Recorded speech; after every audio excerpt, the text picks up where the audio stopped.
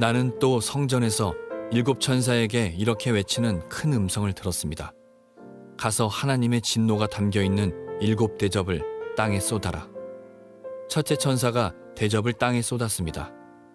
그러자 짐승의 표를 받고 그 우상에게 경배한 자들의 몸에 더럽고 몹시 아픈 종기가 생겼습니다. 둘째 천사가 대접을 바다에 쏟았습니다. 그러자 바다가 죽은 사람의 피같이 되어 바다에 사는 모든 생물이 죽었습니다. 셋째 천사가 대접을 강과 샘에 쏟았습니다. 그러자 강물과 샘물도 피로 변했습니다. 나는 물을 관리하는 천사가 하나님께 말하는 소리를 들었습니다. 지금도 계시고 전에도 계셨던 거룩하신 주님, 악한 자들을 벌하시는 주님의 심판은 정당하십니다. 그들이 주님의 성도들과 예언자들의 피를 흘렸으니 그들이 피를 마시는 것은 당연한 대가입니다. 나는 또 제단에서 나오는 소리를 들었습니다. 그렇습니다. 전능하신 주 하나님, 주님의 판단은 참되고 공평하십니다. 넷째 천사가 대접을 해를 향해 쏟아붓자 사람을 태워버릴 만큼 뜨거운 열기가 쏟아내렸습니다. 사람들은 그 뜨거운 불길에 타면서도 하나님의 이름을 모독하였습니다. 이 모든 재난을 내리시는 분이 하나님임을 알면서도 사람들은 회개하지 않고 하나님께 영광을 돌리지도 않았습니다. 오늘 말씀은 계시록 15장과 16장 두 장에 대한 말씀인데 그 내용이 전부 다 7 대접 재앙에 대한 말씀입니다. 우리가 그동안 7인 7나팔 7 재앙을 쭉 봐왔는데 오늘 드디어 이제 그 시리즈 7 재앙의 마지막 부분까지 이르게 됐습니다. 우선은 7인 7나팔 7 재앙을 잠깐 좀 기억을 해보고 난 다음에 본문 속으로 들어가서 우리에게 주시는 교훈을 찾아보려고 합니다. 그림을 한두 개를 연이어 좀 보겠습니다. 첫 번째 그림은 7인 7나팔 7 대접에 대한 개략적인 내용을 정리해 놓은 것인데 한번 보시면서 제가 간단하게 말씀을 드릴 테니까 기억해 보시길 바랍니다. 우선 7인 재앙은 7개의 도장을 하나하나 떼면서 뗄 때마다 종말적 징조들이 땅에 나타나는 내용이었습니다. 7인의 특징은 전부 예수께서 직접 인을 떼십니다. 첫 번째 뗄 때는 흰 말을 탄 자가 나타났고, 두 번째는 붉은 말을 탄 자, 세 번째는 검은 말을 탄 자, 네 번째는 청황색 말을 탄 자가 등장을 했는데 처음 4가지가 그 징조, 그 재앙의 특징을 보여줍니다. 이 4가지는 적그리스도, 전쟁, 기근, 죽음에 대한 것인데 특징이 전부 다 사람을 향하고 있었습니다.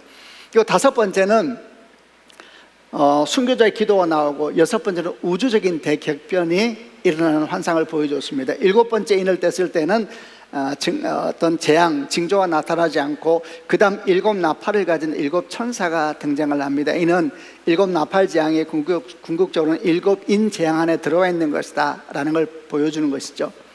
7 나팔 재앙은 이것도 이제 처음 4개가 그 재앙의 성격을 보여줍니다. 처음 4개는 피 섞인 우박이 떨어지기도 하고, 불붙은 큰 산이 떨어지기도 하고, 큰 별이 떨어지기도 하면서 어떤 일이 생기는가?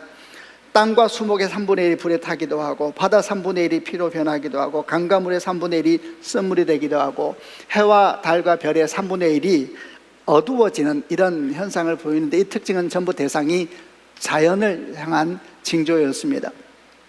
5번째가 메뚜기 떼가 무성에서 올라오는 그런 환상이 있고, 6번째가 큰 강 유프라테스에서 2억의 기병대가 큰 전쟁을 하게 되는데 이 땅의 인구 3분의 1이 죽임을 당하는 큰 전쟁에 대한 환상도 보여주었습니다. 그리고 7번째 나팔을 불었을 때는 또 역시 징조가 나타나지 않고 7 대접을 가진 7 천사가 등장하면서 다시 7 대접은 7 나팔 안에 있고 7 나팔은 7인 안에 있다. 궁극적으로 모든 징조는 7인 안에 있다. 이렇게 이제 보여주는 장면이죠. 그리고 7 대접 재앙이 시작됩니다. 오늘 우리가 이제 보는 본문인데 첫 번째 대접을 땅에 쏟았습니다. 그러자 짐승의 수 666을 받은 사람들의 몸에 독한 종기가 생겨나고, 두 번째 대접은 바다에 쏟았더니 바다가 전부 피가 되고 바다의 모든 생물 1분의 1입니다. 숫자로 모든 생물이 다 죽임을 당하게 됩니다. 세 번째 대접은 물과 강의 근원에 쏟았더니 이 땅의 모든 물과 강이 다 피로 변해버리게 되었고, 네 번째는 해에 쏟았더니 뜨거운 해가 사람들을 태웁니다.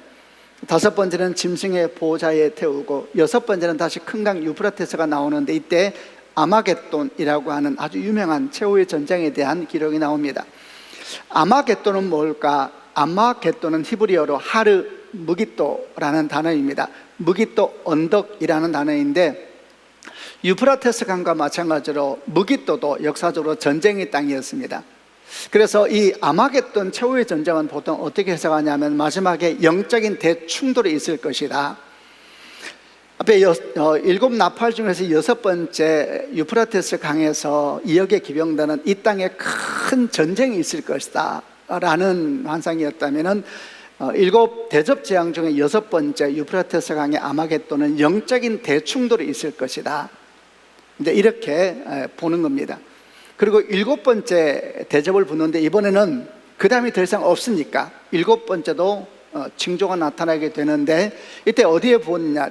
공중에 붙습니다. 공중은 에베소서 2장에 의하면은 사탄이 권세 잡은 곳을 공중이라고 그랬습니다. 공중에 권세 잡은 자, 사탄을 향하여 직접 부어버리는 것이죠. 그리고 큰 지진과 천둥이 나면서 주의 음성이 들려오면서 다 끝났다 이러면서 일곱인, 일곱은 앞 일복 재앙이 다 끝나게 되는데, 이걸 보면은 처음 일곱인은 대상이 사람이고, 일곱 나팔은 대상이 자연이고, 일곱 대접은 대상이 사탄입니다.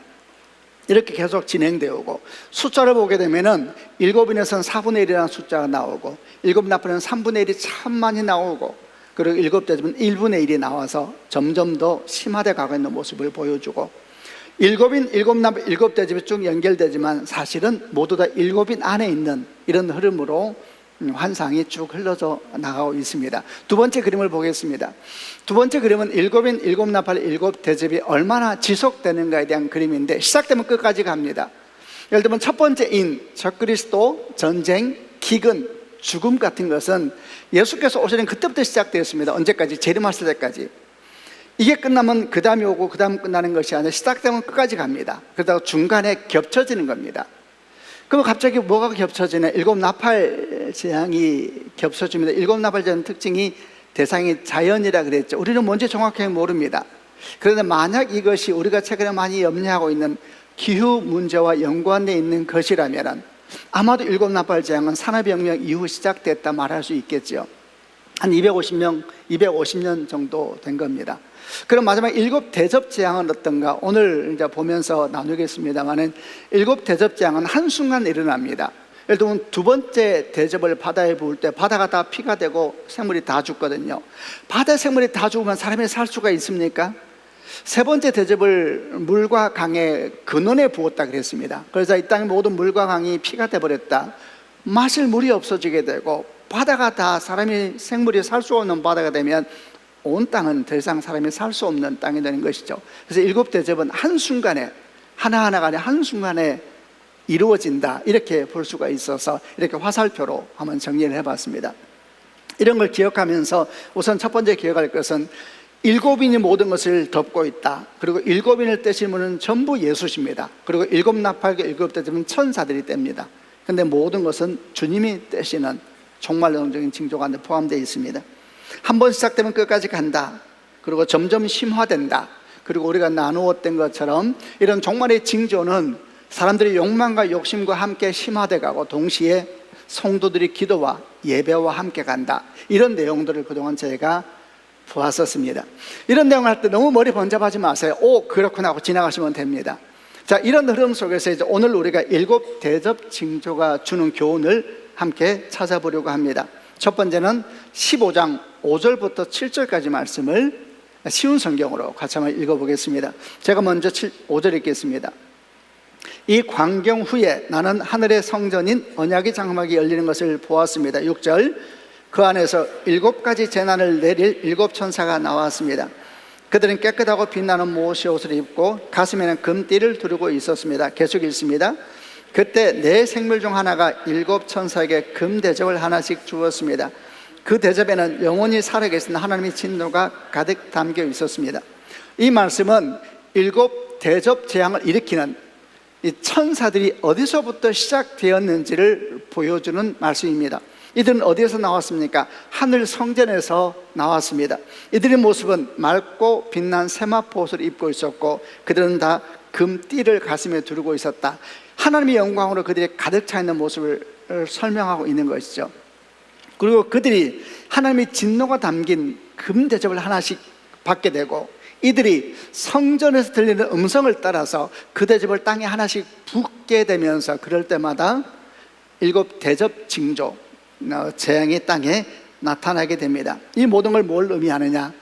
땅에 나타나는 모든 징조는 다 궁극적으로 하늘에 계신 어린 양 예수로부터 비롯되는 것이다. 그분의 주권 아래에 있는 것이다 라는 이야기죠.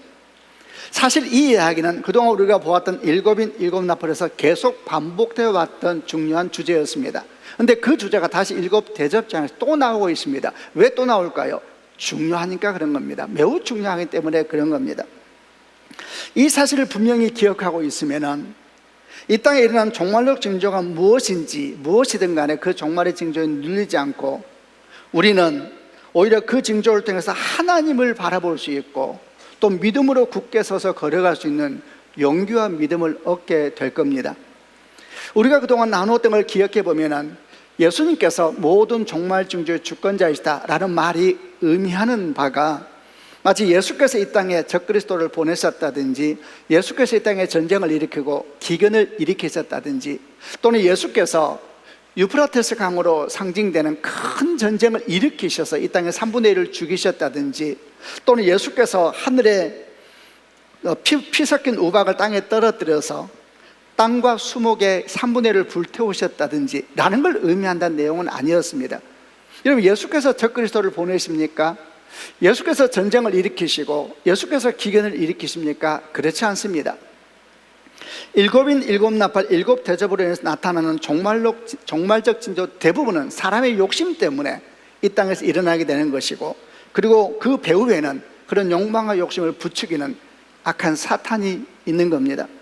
적그리스도가 그렇고 전쟁이 그렇고 기근이 그렇고 하늘과 땅과 바다에 일어나는 온갖 여러 현상들 이런 모든 것들도 결국 배경은 인간의 욕망과 욕심이 일으키는 것이고 그걸 붙이고 있는 악한 사탄이 그 배경에 있는 겁니다. 그런데 7인 7나팔 7 대접을 가만히 보다 보면 일부 징조는 하나님께 직접 치시는 징조들도 있는 것이 사실인 것 같습니다.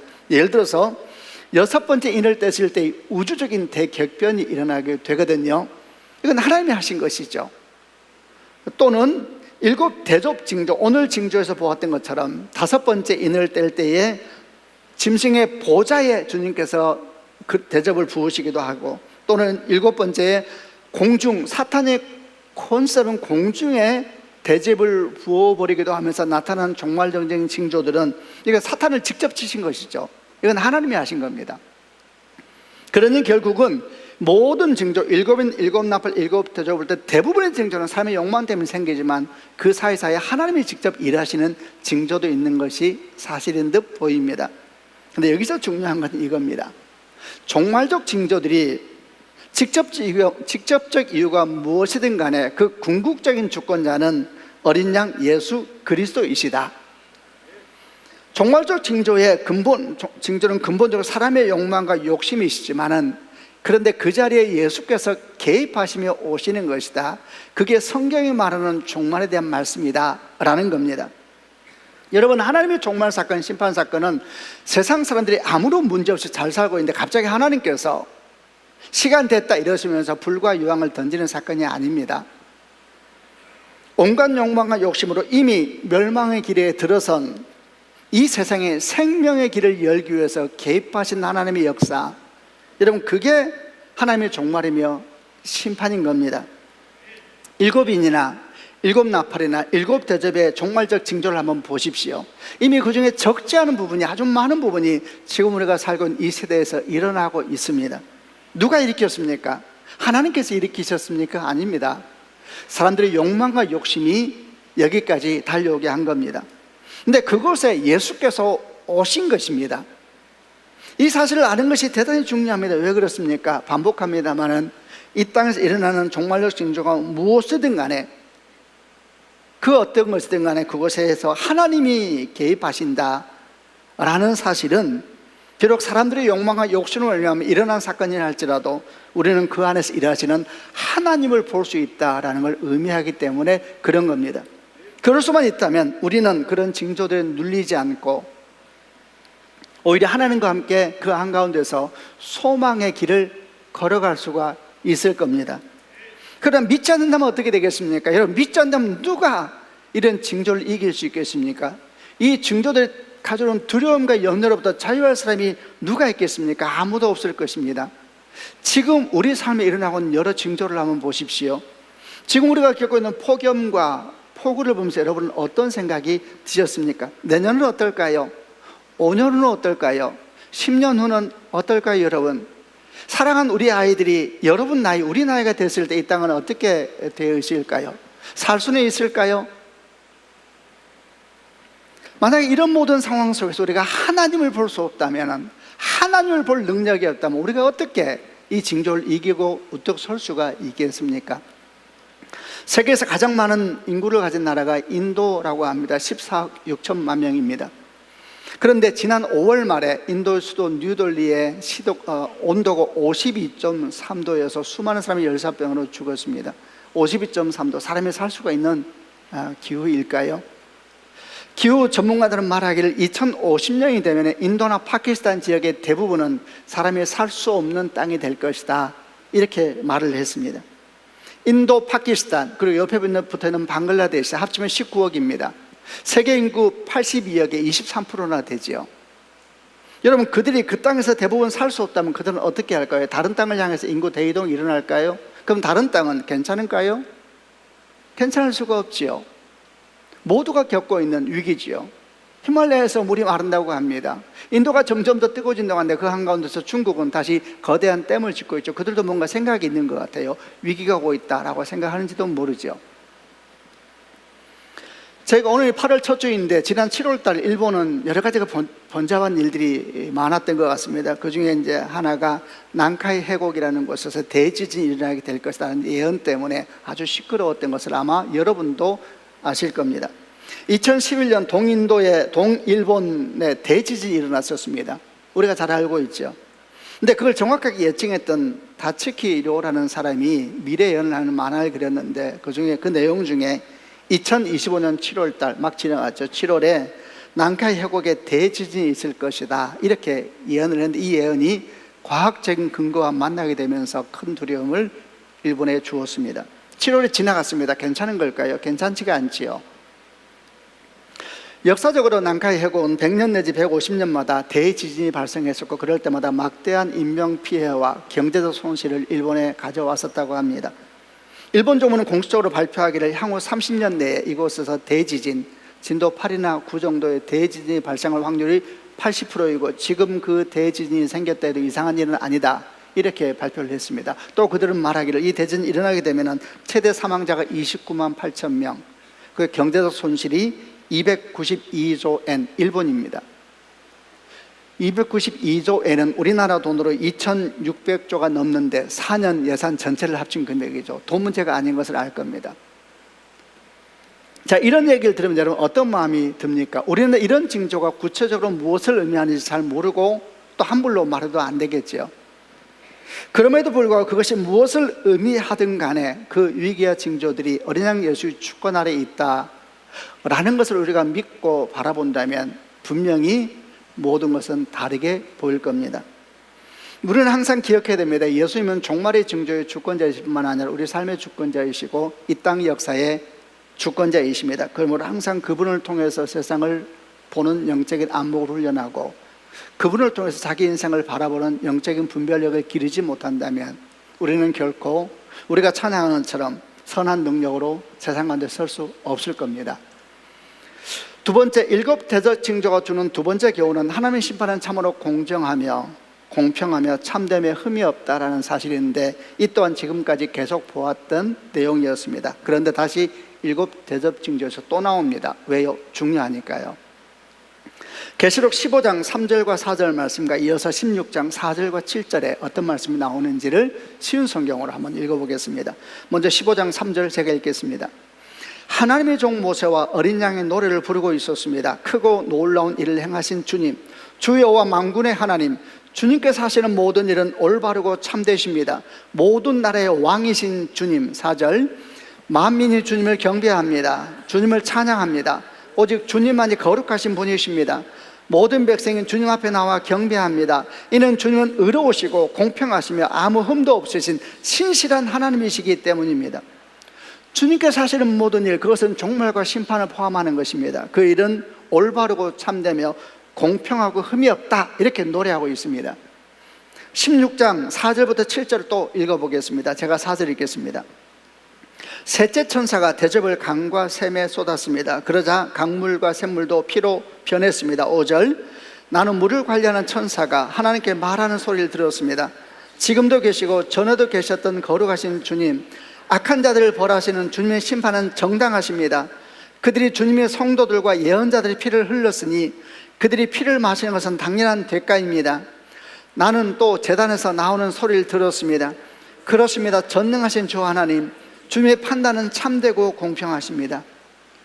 주님의 심판은 공정하며 공평하며 정당하며 참되다. 지난주 우리는 완전한 구원, 완전한 심판이라는 제목으로 말씀을 나누면서 완전한 심판에 대한 이야기를 나눌 때 심판의 기준에 대해서 얘기한 바가 있었습니다. 그 기준은 행위였습니다. 뿌린 대로 거두는 것입니다. 각자가 수고한 대로 정산하는 것이다. 그래서 이 행위 기준은 공평하다 그랬습니다. 그런데 2000년 전 예수께서 십자가 못 박혀 죽으시면서 우리에게 은혜라고 하는 기준이 하나 더 주어졌다 그랬습니다. 십자가 이전에는 행위 기준밖에 없었는데 십자가에서 은혜라는 기준이 우리에게 주어졌습니다. 예수께서 십자가 못 박혀 죽으신 이유는 그 은혜 기준을 우리에게 주시기 위하여 대가 지불을 하신 것입니다. 이 기준은 그냥 주어진 것이 아니고 하나님이 십자가 못 박혀 죽으심으로 우리에게 주어진 기준이 은혜라고 하는 기준이 주어졌습니다. 이제 우리는 행위든 은혜든 선택할 수 있게 되었습니다. 누구든지 선택할 수 있습니다. 아무나 선택할 수 있습니다. 인종차별이 없고 남녀차별이 없고 성인과 아이들 차이가 없고 배운 자와 배우지 못한 차이가 아무도 없습니다. 누구든지 선택할 수 있습니다. 은혜를 선택한다는 것은 십자가를 선택한다는 의미였습니다. 누구나 선택할 수 있습니다. 어떤 제한도 없습니다. 그러므로 심판은 공정하고 참되며 의롭고 정의롭다라고 말하는 것입니다. 십자가로 인해서 심판은 생명사건이 되었습니다. 그리고 이 생명의 십자가 앞으로 이미 멸망과 죽음을 향해 걸어가고 있는 사람들을 부르시고 또 부르시는 것이 십자가 사건이고 계시록의 메시지입니다. 요한계시록은 죽음의 종말을 생명의 종말로 바꾸시면서 우리 삶 가운데 개입하시는 하나님의 역사에 대한 기록입니다. 여러분, 역사에는 종말에 대한 수많은 예언가들이 있었습니다. 노스트라다무스 같은 유명한 예언가들은 있는 것이 아니고 이 모양 저 모양으로 많은 사람과 종교들이 종말에 대해서 예언했었습니다. 모양은 다르지만 과학자들도 종말 이야기합니다. 행성 충돌도 얘기하고 핵전쟁 등을 얘기하면서 종말이 어느 날 올 것이다, 이런 얘기를 합니다. 2025년 현재 지구 종말 시계는 23시 58분 31초를 가리키고 있습니다. 종말 89초 전입니다. 작년보다 1초가 줄어들었습니다. 기후 문제와 핵전쟁의 위험, 그리고 AI 등으로 인하여 1초가 줄어들었다고 합니다. 근데 여러분, 이런 모든 세상의 종말론은 공통점이 있습니다. 그것은 어둠과 죽음으로 끝난다는 것입니다. 파괴와 절망으로 끝난다는 것입니다. 소망이 없고 우리가 할 수 있는 것이 아무것도 없다, 그것이 세상이 말하는 종말입니다. 그러나 성경이 말씀하는 종말, 계시록이 말씀하는 종말은 전혀 다릅니다. 그 끝은 죽음과 파괴가 아니라 생명입니다. 생명으로 오라, 이것이 계시록의 메시지입니다. 이미 욕망과 욕심을 말미암아 죽음 한가운데 있으며 죽음을 향해 달려간 인류에게 참된 생명과 회복을 제시하시면서 오라 라고 부르시는 것이 계시록의 말씀입니다. 여러분, 그러므로 하나님의 심판은 공정하십니다. 그 심판은 우리를 생명으로 부르는 심판이기 때문에 그런 것입니다. 이런 마음으로 세상을 바라보고 종말의 징조를 바라보게 되면 분명히 믿음이 생기고 담대함이 생기고 용기가 생기고 도대체 길이 없는 것 같은 세상 가운데서 길 대신 주와 함께 걸어가게 되는 주의 백성으로 우뚝 다 서게 될 겁니다. 마지막으로 세 번째, 7 대접 징조가 주는 교훈은 종말의 때가 가까울수록 사람은 더욱 악해지며 하나님의 부르심은 더욱 간절해지신다라는 겁니다. 계시록 16장 8절부터 11절과 이어서 16장 17절부터 21절까지를 한번 읽어보려고 합니다. 먼저 16장 8절을 제가 읽겠습니다. 넷째 천사가 대접을 해를 향해 쏟아붓자 사람을 태워버릴 만큼 뜨거운 열기가 쏟아내렸습니다. 9절, 사람들은 그 뜨거운 불길에 타면서도 하나님의 이름을 모독하였습니다. 이 모든 재난을 내리시는 분이 하나님임을 알면서도 사람들을 회개하지 않고 하나님께 영광을 돌리지도 않았습니다. 다섯째 천사가 대접을 짐승의 왕자에 쏟아붓자 어둠이 짐승의 나라를 뒤엎었습니다. 사람들은 그 고통 때문에 혀를 깨물었습니다. 그들은 자기들이 당하는 고통과 아픔을 하나님 탓으로 돌리며 저주하였습니다. 그러면서 회개하지도 않고 악한 행위에서 돌이키지도 않았습니다. 17절 읽겠습니다. 일곱째 천사가 대접을 공중에 쏟아붓자 성전 보좌에서부터 큰 음성이 울려 나왔습니다. 다 끝났다. 18절. 그리고는 천둥과 번개가 치며 큰 지진이 일어났습니다. 그 지진은 역사가 생긴 전에 가장 큰 지진이었습니다. 큰 성이 세 조각이 나고 온 나라의 도시들이 무너졌습니다. 하나님께서는 큰 성 바벨론의 죄악을 잊지 않으시고 하나님의 진노의 포도주 잔을 들이키게 하셨습니다. 20절. 모든 섬들이 사라지고 산들도 자취를 감추었습니다. 계속 읽습니다. 무게가 한 달란트나 되는 큰 우박들이 하늘에서 쏟아졌습니다. 사람들은 우박 때문에 재난이 너무나 커서 하나님을 향해 저주를 퍼부었습니다. 너무나 끔찍한 재난이었습니다. 수많은 끔찍한 종말의 징조들이 하늘에 쏟아졌습니다. 그런데 이에 대해 사람들이 어떻게 반응하고 있습니까? 하나님을 찾지 않습니다. 더 나아가서 하나님을 모독하고 비방하고 하나님을 향하여 저주를 퍼부었다라는 말이 일곱 대접 징조에서 지금 읽은 것처럼 3번이나 나오고 있습니다. 그런데 일곱인과 일곱 나팔, 일곱 대접 전체를 살펴보면은 우선 이런 하나님께 저주를 퍼붓는 내용은 일곱 인재앙이 하나도 없습니다. 일곱 대접장의 마지막에 나오긴 하는데 하나님을 저주하고 비방하고 모독하지는 않습니다. 그런데 일곱 대접장에 들어오자 3번이나 비방하고 모독하고 저주하는 내용이 나오고 있습니다. 이런 모습 속에서 우리는 무엇을 배울 수 있을까? 첫 번째는 마지막에 가까울수록 사람들은 더욱더 악해진다는 것입니다. 그리고 두 번째, 마지막에 가까울수록 우리를 구원하기 원하시는 주님의 간절함은 더욱더 커져가신다라는 교훈입니다. 여러분, 마지막 때가 될수록 사람들은 더욱 악해진다라는 말이 어떻게 받아들여지십니까? 사도 바울이 디모데에게 보낸 글 중에 이런 말씀이 나와 있습니다. 디모데후서 3장 1절부터 5절 말씀입니다. 말세에 고통하는 때가 이를 것이다. 사람들이 자기를 사랑하며 돈을 사랑하며 무정하며 원통함을 풀지 않으며 사나우며 쾌락 사랑하기를 하나님 사랑하는 것보다 더하며 경건의 모양은 있으나 경건의 능력을 부인할 것이다. 이 같은 사람에게 네가 돌아서라, 이렇게 말씀을 합니다. 마지막 때의 모습을 설명하면서 자기중심적이 되고 물질주의가 되고 쾌락주의가 되고 냉정해지고 사나워지고 무정해지고 원통함을 찾지를 못하고 억울해서 막 잠을 못 자게 될 것이다, 이렇게 말을 했습니다. 정말 그렇지 않습니까? 세상은 더 번잡해지고 사람들은 더욱더 이기적이 돼갑니다. 더욱 냉정해지고 차가워지고 그리고 사나워집니다. 거칠어집니다. 얼마 전에 뉴스를 봤더니 기후 문제가 심화되면서 우울증이 너무 심해지고 사람들이 거칠어지고 그런 모습이 자꾸 나타나고 있다는 얘기를 본 적이 있습니다. 이미 성경 그에 대해서 말씀했습니다. 그런데 이와는 대조적으로 하나님의 간절함은 더욱더 커지십니다. 저는 일곱 대접 징조 3번이나 반복되는 하나님을 모독하고 비방하고 저주하는 사람에 대한 자세한 기록을 보면서 이런 생각이 했습니다. 왜 이걸 이렇게 3번이나 반복해서 적어 놓았을까? 역시나 똑같더라 이러고 지령하면 될 것 같은데 왜 이렇게 3번이나 반복해 적어 놓으셨을까? 저는 이 말씀을 가만히 보면서 주님의 안타까운 마음을 느꼈습니다. 주님의 안타까운 슬픔을 느꼈습니다. 사람들이 악해질수록 주님의 마음은 더욱더 간절해지시는구나. 사람이 이기적이 되고 원통함을 찾지를 못하는, 참지를 못한 모습을 더욱더 주님이 안타까워하시는구나. 이런 간절한 마음이 없으시다면 왜 이걸 이렇게 자세하게 기록하셨을까? 나도 보는데 기분 나쁜데. 이런 모든 말씀이 역설적으로 주님의 간절함을 나타내주고 있는 겁니다. 여러분, 우리는 기억해야 됩니다. 마지막 때가 될수록 사람들은 더욱더 자기중심적이 되고 물질주의가 되고 냉정해지고 사나워집니다. 그러나 마지막 때 될수록 주의 마음은 더욱더 안타까워하시면서 간절해지시고 애통해 하십니다. 우리는 어떻게 해야 되겠습니까? 우리는 어느 편에 서야 되겠습니까? 자신을 돌아보고 이웃을 돌아오며 믿음의 길을 신실하게 걸어가야 합니다. 우리 본능은 날마다 더 냉정해지고 사나워지고 불편해지겠죠. 너무 더워요. 그러나 그럴 때 주님을 많이 생각하고 자신을 성찰하며 힘든 이웃들을 돌아볼 줄 알고 믿음의 길을 신실하게 걸어가야 되는 것입니다.